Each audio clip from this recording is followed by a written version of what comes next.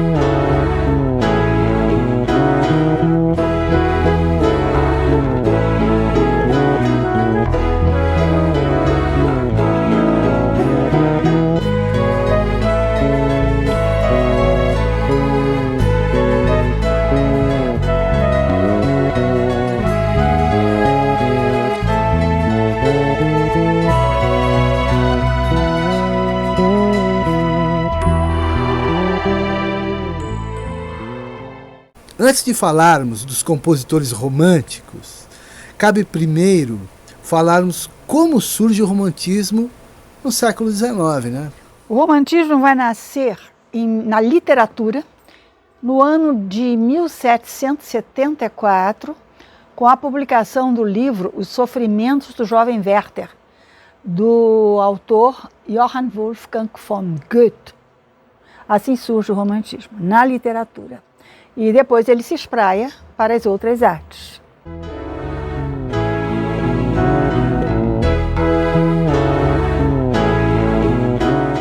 O Werther é o livro do Goethe.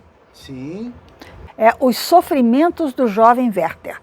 É a história de um jovem que tem uma paixão alucinada por uma mulher que era noiva. E como a sociedade da época jamais permitiria que ela desfizesse o noivado e ficasse com outro, o amor se torna impossível. Sim. E o que acontece com esse jovem Werther? Ele se suicida no final do livro.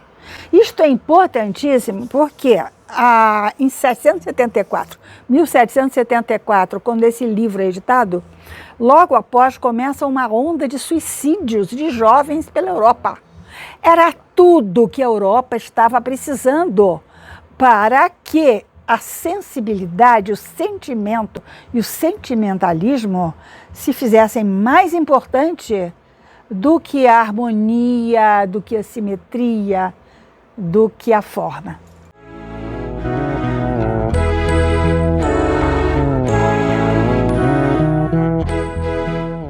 Por que romantismo? Vem de romance. Sim. Que era uma língua falada na Idade Média, que misturava o latim com as línguas dos invasores germânicos, dos invasores do Império Romano, invasores germânicos. Era o romance, era essa língua.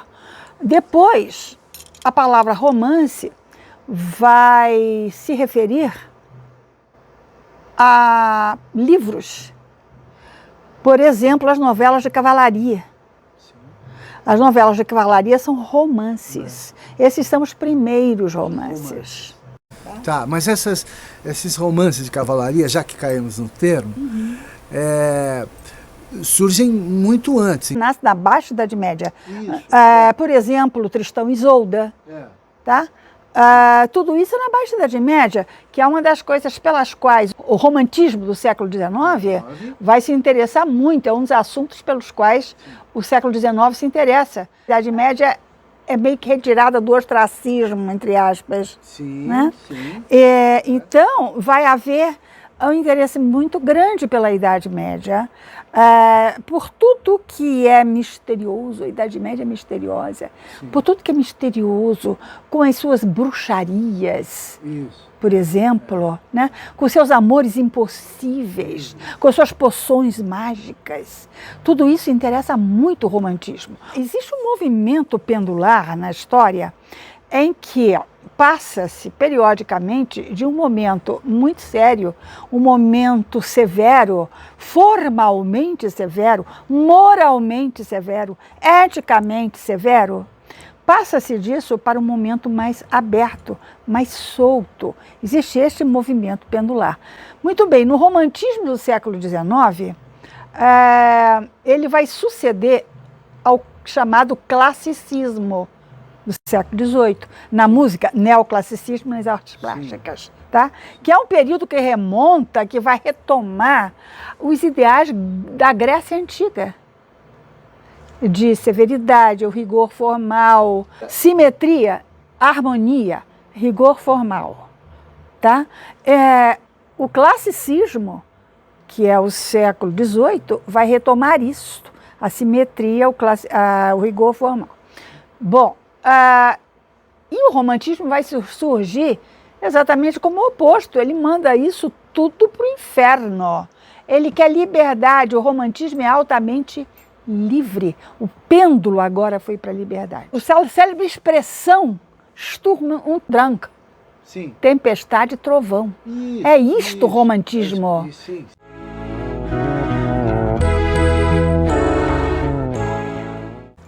Só um ponto aqui, porque quando você falou dos cavaleiros românticos, eu lembrei do amor cortês. Claro! Que surge aí mais ou menos um período... Séculos XII e XIII. Olha o que acontece. Século XII surge no sul da França, vai surgir um movimento através do qual, inclusive, a música não religiosa, ela ressurge. É através dos trovadores. Tá? Os trovadores trazem o ritmo de volta e eles trazem muita coisa. Eles trazem o amor cortês. O que é o amor cortês? Numa sociedade extremamente violenta, como era a sociedade medieval, é preciso, eles começam a fazer uma espécie de visitas entre as cortes. E quando um rei vai visitar outro, ele é recebido, muito bem recebido. Então ele fica na obrigação de recebê-lo, receber a quem já o recebeu, cortesmente. Sim. É isso que é a cortesia. Vem de corte. Um rei que sai de sua corte e vai com todo o seu povo, todo o seu pessoal, toda a sua equipe, vai para outro reino, tá? Para outra corte. E aí ele é muitíssimo bem recebido. E ele dá o retorno depois. Muito bem, essa é a cortesia. Agora, o que é o amor cortês? Bom, o amor cortês é aquele amor que existe só na cabeça. É o amor platônico, ele não se realiza na prática. Nós poderíamos dizer, então, que o romantismo foi uma espécie de, assim, grosso modo, talvez, dizer que foi um pouco ao contrário do Renascimento, que tenta apagar a Idade Média. E o romantismo tenta ressuscitar a Idade Média. E uma certa parte, da Idade Média que interessa, que leva à liberdade. Olha só o movimento pendular. Nós tivemos no mundo cristão, tá? A Baixa Idade Média, que é o chamado período gótico, tá? Ela vai bastante para o lado da liberdade. Aí depois o que a gente tem? Quando acaba a Baixa Idade Média, nós vamos ter o Renascimento, ou Ressurgimento, como dizem também na Itália, Rinascimento ou Risorgimento. Que é o que é o ressurgimento do quê? Dos valores da visão de mundo grega, da Antiguidade Clássica. Bom, isto foi o Renascimento. Depois o que vem? O Barroco. O Barroco é um momento que o pêndulo vai de novo para uma certa liberdade. O barroco é teatral, o barroco é ansioso, o barroco é repetitivo, Porque o barroco é a igreja fazendo propaganda de si própria, porque eles haviam perdido uma quantidade enorme de fiéis no Renascimento. Então eles têm que fazer propaganda de si própria. E com isso vai surgir uma arte extremamente rica, mas extremamente rica, em certo sentido até um pouco livre, em certo sentido. Também não vou falar muito mais sobre isso, senão a gente podia fazer um programa todo sobre barroco, uma série sobre o barroco, tá? Que o barroco é muito rico em todas as artes. Depois você vem para o iluminismo, classicismo, que é um retorno de novo aos ideais da antiguidade clássica. Olha o pêndulo. Depois do barroco, E classicismo, que é a volta da antiguidade clássica, clássico. Né? E depois nós vamos para o romantismo. Ok? Olha o pêndulo o tempo todo, é um lado e outro, um lado e outro. Bom, eu gostaria agora de falar sobre os compositores desse período, só que nós vamos seguir no mapa agora, tá bom? A ideia é falar um pouco sobre esses compositores, né? Nós temos dois mapas aí, né? Esse mapa aqui da esquerda, ele é mais sucinto, né? Mais sinóptico, tá certo? Uhum. E esse mapa aqui da direita, ele tem muito mais compositores, ok? O que nós poderíamos falar, o que você gostaria de ressaltar em relação aos principais compositores desse período?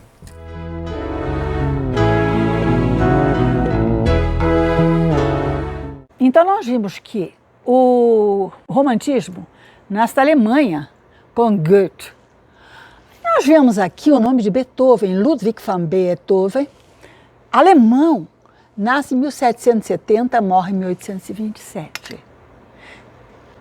Aí, nós podemos dizer o seguinte, Beethoven faz a passagem do classicismo para o romantismo. É bom ter em mente de que Beethoven não é um romântico.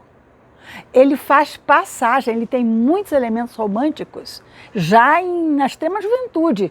Por exemplo, a sonata patética, ela já tem muita coisa de romântica, a Opus 13.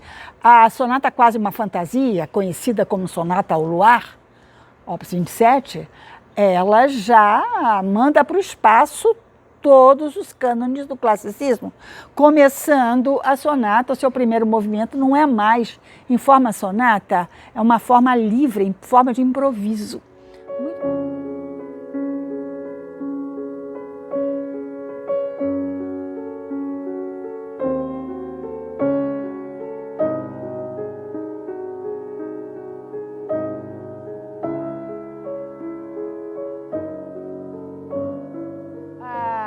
Beethoven foi tão grande que ele, além de fazer a passagem para o romantismo sem perder, chamemos assim, os cacoetes do classicismo, ele se projeta para o século XX. Ele chega a se projetar o século XX em muitas das suas coisas. Por exemplo, ele é muito moderno na sua grande fuga para quarteto, tá? Que quando ele entregou ao editor, o editor disse, não, isso eu não edito. Por quê? Porque ninguém vai entender isso. Aí ele olha para o editor e diz, você tem razão, eles só entenderão daqui a 100 anos. 100 anos depois, Stravinsky disse que era a música mais moderna que ele conhecia. Tá? Muito bem, então Beethoven faz passagem, mas ele não se torna realmente romântico. Junto com Beethoven, ainda na Alemanha, Schubert faz passagem junto. Áustria, né? Schubert. Schubert, é um mundo germânico, né? Ah, mundo germânico. Franz Schubert faz a passagem junto. Áustria, nasce em 1797, morre em 1828, portanto, um ano após a morte de Beethoven. Mas ele está seguindo, só que viveu muito pouco, ele viveu 31 anos apenas. Senão ele também teria feito totalmente a passagem para o romantismo. Mas ele apontou. O Schubert já tem muita coisa absolutamente romântica, tá? Ele é mais romântico do que pertencente ao classicismo. Nós já podemos alinhá-lo com o romantismo.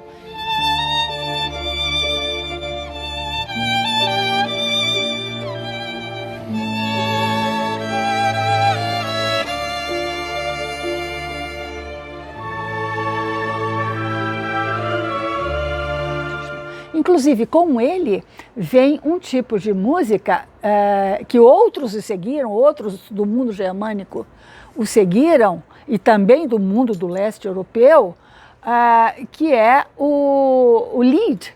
O Lied é a canção erudita alemã. A tradução de Lied, L-I-E-D, de dedo, quer dizer canção. E ele é o grande autor de Lied. Schumann foi outro grande autor de Lied. Brahms foi outro grande autor de Lied. Sim. Agora voltemos aqui. Weber, Karl Maria von Weber. Karl Maria von Weber, Alemanha, 1786, 1826, ele viveu pouco, 40 anos, mas ele faz a passagem através da ópera Der Freischütz, que quer dizer o caçador fantasma. Com tudo aquilo que era caro aos românticos, que é o ocultismo, o oculto, o exótico. O exótico, coisas assim. Muito bem, então já vimos Beethoven fazendo a passagem junto com Schubert, temos Weber, que faz a passagem, veja, é o mundo germânico nessa brincadeira. Vou pular Berlioz, porque Berlioz, embora tenha nascido nessa época, mas Berlioz é uma outra história. Ele entraria mais tarde em outra história, em novas formas musicais. Bom, então a gente vai ter uma primeira geração, que são os antecessores. Beethoven, Weber, Schubert. Agora nós vamos ter a grande geração romântica, que são... Olha, eu ficaria em dúvida de pôr Mendelssohn, porque o Mendelssohn era um judeu muito rico. E falavam muito mal dele porque ele era muito rico e não tinha grandes problemas da vida, ele era muito feliz. E nós estamos num momento em que o bonito é ser infeliz. Tá? E o Mendelssohn, ele ainda tem muita coisa do classicismo, embora a realização musical dele já seja romântica, mas ele não perde algumas coisas ainda do classicismo. Mas tudo bem, Mendelssohn, continuamos no mundo germânico. Agora nós vamos ter a grande geração romântica, agora eu vou juntar Mendelssohn a essa grande geração romântica. Mendelssohn, o polonês, Friedrich, vamos falar em polonês? Friedrich František Chopin, filho de um francês, um professor de francês, filho de um parisiense, com uma moça polonesa. Bom, muito bem. O Chopin nasce na Polônia, na aldeia de Zelazowa Wola, em 1810 e morre em 49 em Paris. Muito bem. Grande compositor, ele é o símbolo máximo do romantismo. Schumann, seu grande amigo Schumann, alemão, 1810-56, nasce no mesmo ano em que Chopin e sobrevive a Chopin mais 7 anos. É Robert, né? Schumann. Robert Schumann. Liszt, húngaro, filho de alemão com húngaro, que nasce em 1800 e vai até 1886. Bom, Liszt, ele vive, da mesma forma que Chopin, ele vive em Paris. Paris era o celeiro dos grandes artistas. Todo mundo queria ir para Paris, porque Paris, mais uma vez, era o centro do mundo. Paris havia sido o centro do mundo na Idade Média. Tá? Paris, várias vezes na história, foi o centro do mundo. Este momento, ele é o centro do mundo das artes. Ele é o centro do mundo do conhecimento. Ele é o centro da cultura. Todo mundo quer ir para Paris. Bom, muito bem. Então, essa gente vive em Paris. Schumann não. Schumann vive sempre na Alemanha.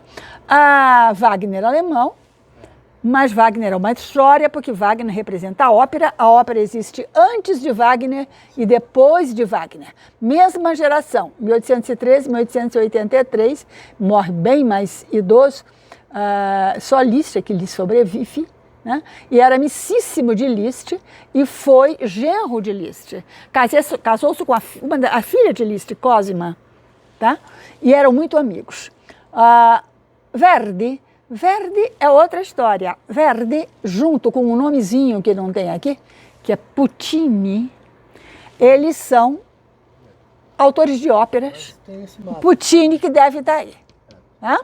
Bom, muito bem. Eles são os nomes máximos. Há outros importantíssimos, mas vamos tê-los como os nomes máximos da ópera italiana. Verdi, Giuseppe Verdi, e Puccini. Verdi, muito ligado à política, reconhecido em toda a Itália como uma pessoa extremamente engajada, que lutava pela liberdade do seu país, para que o seu país fosse melhor.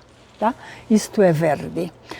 Brahms está depois de Smetana, entre Smetana e Tchaikovsky. Não tem nada a ver. Brahms é a geração alemã. Brahms foi exaltado por Schumann. Schumann foi um grande, além de um grande autor, um grande compositor, também ele vivia no mundo das letras. Tá? Então, ele jogou para cima duas pessoas que estão aqui. Chopin. Um dia ele disse, tirem o chapéu, senhores, eis um gênio. E Brahms, bem mais novo do que ele, 20 anos mais novo do que ele, tornou-se seu grande amigo e ele fez de tudo, o Schumann, para ajudar Brahms. E Brahms está em outra linha do romantismo. O Brahms está na linha dos neoclássicos.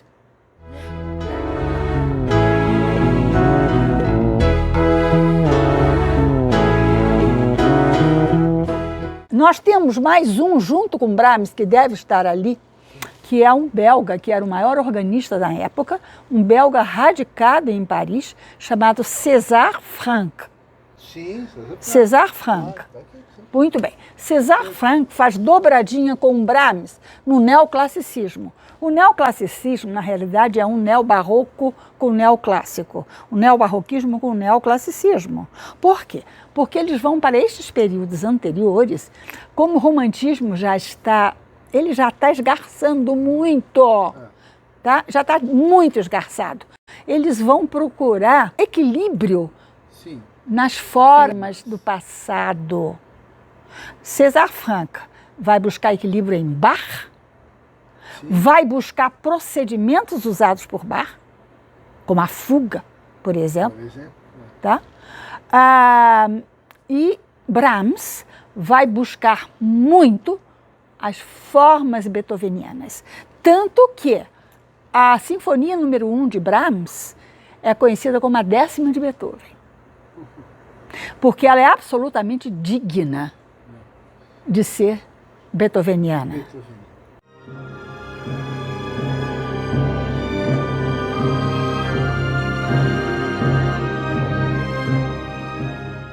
Brahms, então, foi realmente um grande autor, um dos maiores do romantismo, mas ele, junto com César Franck, pertencem a uma outra coisa, eles pertencem ao neoclassicismo.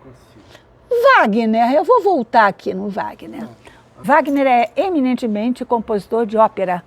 A ópera existe antes e depois de Wagner. Sim. Wagner chega, inclusive, a mudar o nome de ópera. É uma história Sim, paralela, a gente pode fazer uma outra coisa, só com ópera. Só aqui nós temos Verdi, temos Wagner, temos gente que não está aqui. Sim, como Puccini.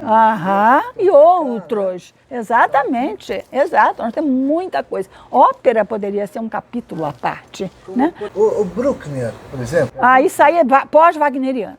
É pós-wagneriano. Ele é pós-wagneriano, é um grande compositor de sinfonias. O Bruckner está nesse mapa, mas não está aqui. Mas não está aqui, se preferir. Só uma parte aqui, porque aqui você tem o Richard Strauss, e nesse mapa tem o Richard Strauss lá no fim. Mas tem o Johann Strauss, pai e filho. Não tem nada a ver com o Richard Strauss. Olha, Johann Strauss, pai e filho, são compositores basicamente de valsas.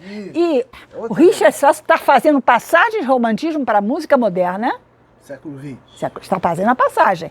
Repare, ele já morre em 1949.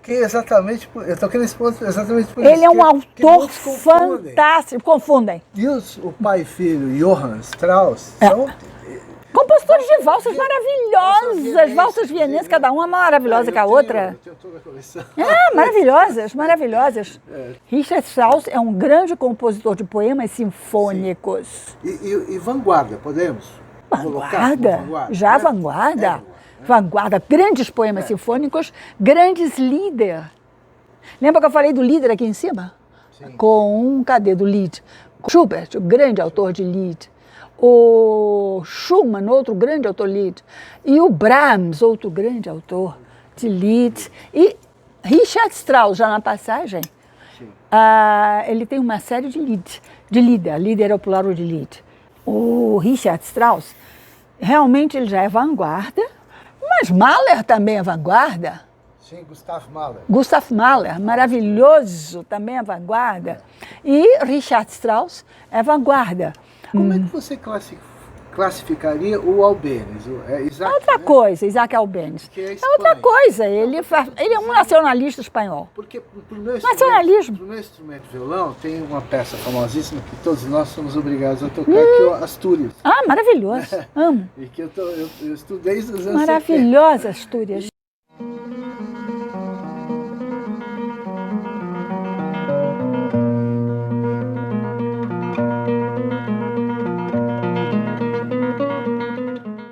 Mas ele se enquadra aí, como é que você classificaria ele aí? Nacionalista. Nacionalista. Tá. Ele é nacionalista. E esse, Nacionalista espanhol. eu confesso que esse aqui eu não tenho, acho que eu nunca ouvi. Quem? Eu conheço só de nome, o Elgar, Maravilhoso. em inglês. Elgar é inglês. Olha só, a Inglaterra tinha sumido, entre aspas, do mapa, outras aspas, do mapa musical europeu, por muito tempo. Eles tinham alguns autores locais muito bons, sem dúvida, mas que não conseguiram se fazer conhecer fora das ilhas. Né? Aí surge Elgar e mais um ou dois, mas o Elgar é mais conhecido. O Elgar, então, é o ressurgimento da Inglaterra, um panorama da música erudita. Vamos dar uma passada aqui na Boêmia. Boêmia, Noruega. Muito bem. O que vai acontecer em certo momento? Lá pela metade, a segunda metade do século XIX, os países europeus, muitos países europeus, a sua maior parte, estavam perdidos musicalmente, porque eles estavam todos orbitando em torno dos três grandes países que lideravam a música, que eram a Itália, a França e o mundo germânico. Sim. E a Alemanha, vamos juntar aí a Áustria. Tá? Eles orbitavam em torno desses países. A Itália, principalmente com a ópera, as óperas italianas maravilhosas. Né? A França fazendo coisas divinas também. E a liderança da música sinfônica estava com a Alemanha. Sim. Os outros países seguiam um desses. Né? Quem queria fazer a ópera trazia companhias operísticas inteiras da Itália. Né? E ninguém conseguia fazer nada tão bom quanto o mundo germânico fazia em torno da música sinfônica e mesmo da música de solo. Por exemplo, o piano é o rei. O piano é o rei do romantismo. Mas o violino também é extremamente importante. Então o piano é o rei dos instrumentos. O piano aumenta o seu número de teclas, a sua mecânica é extremamente aperfeiçoada, tanto que disse que o piano é uma orquestra. O piano, ele abarca tudo que a voz humana consegue cantar e mais ainda, porque os baixos, nenhum baixo profundo consegue chegar àquele lá, que é a primeira nota do piano. E nenhuma soprano das mais maravilhosas consegue chegar àquele último dó do piano. Pois é. Então, é uma orquestra. Ele atinge tudo que qualquer instrumento de orquestra atinge. Sim. Bom, é o maior. Extensão, né? A maior extensão. E, mecanicamente, ele foi extremamente aperfeiçoado, pedais aperfeiçoados, sim, foi tudo extremamente aperfeiçoado. Então, faz-se muita música solo para piano. Por exemplo, Chopin escreveu basicamente só para piano.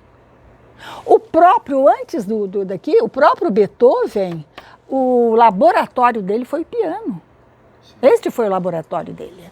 Bom, Chopin foi o maior autor para piano, Liszt também escreveu extremamente para piano, Schumann também, Schubert tem coisas belíssimas, Wagner não, porque Wagner é ópera, Verdi ópera, Brahms, muita coisa para piano.